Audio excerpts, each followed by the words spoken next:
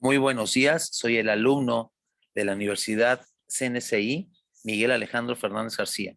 En estos momentos daré inicio a mi proyecto integrador de la materia de Historia de la Educación, quien es mi tutora, la maestra Sofía Villanueva. Iniciemos.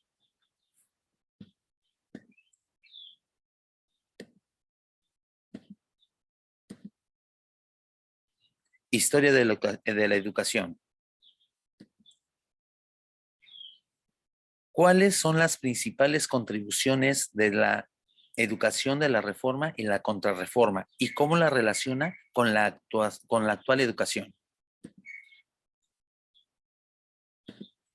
Entre las principales contribuciones o transformaciones en la educación nos encontramos con que la instrucción universal que benefició a todos por igual para tener una visión diferente de la educación provocó cambios en lo teórico, político y didáctico. De esta manera, se crearon nuevas percepciones de la educación en todos los niveles.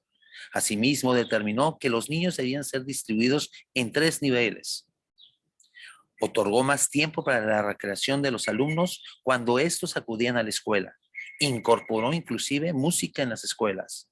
Los descansos para el alumnado, como las vacaciones, recreos y recesos, mejoraron las emociones y motivaron así a la superación personal.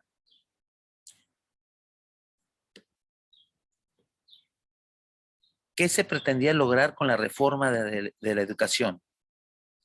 Lograr los objetivos fundamentales siguientes: responder a una exigencia social para fortalecer a la educación pública, laica y gratuita, asegurar una mayor equidad en el acceso a una educación de calidad, fortalecer las capacidades de gestión de la escuela.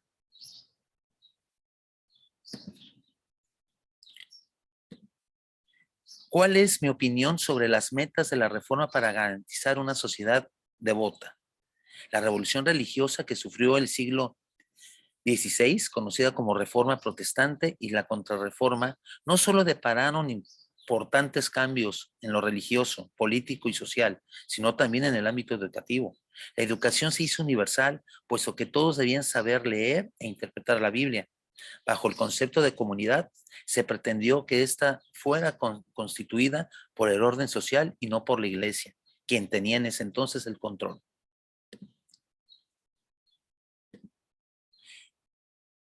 En esos momentos voy a explicar en qué consistía el plan de enseñanza de Felipe Melanchthon.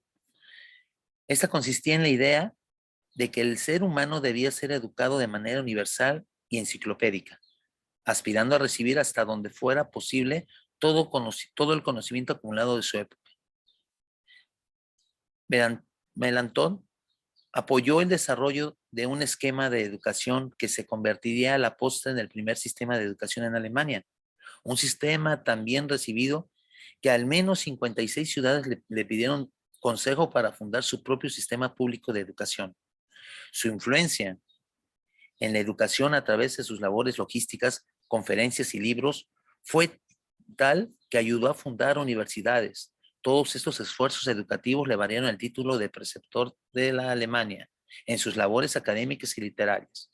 La importancia de Melanchthon fue muy significativa. Sin su trabajo, es probable que las ideas de Martín Lutero no hubieran sido sistematizadas y defendidas, así como aplicables en el sistema de educación teológica y escolar.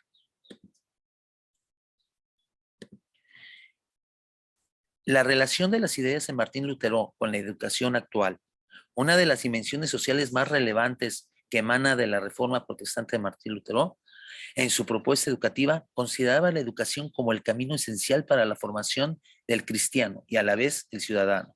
La lectura, la escritura, el idioma nacional y el catecismo integraban la educación elemental, no solamente como una etapa preparatoria, sino como formación para la vida del mismo niño. Planteó no creer pertinente las necesidades de fomentar en los padres en el acompañamiento escolar a sus hijos, ya que deberían formar parte de la naturaleza de estos padres, la iniciativa de apoyarlos a lo largo de su proceso educativo.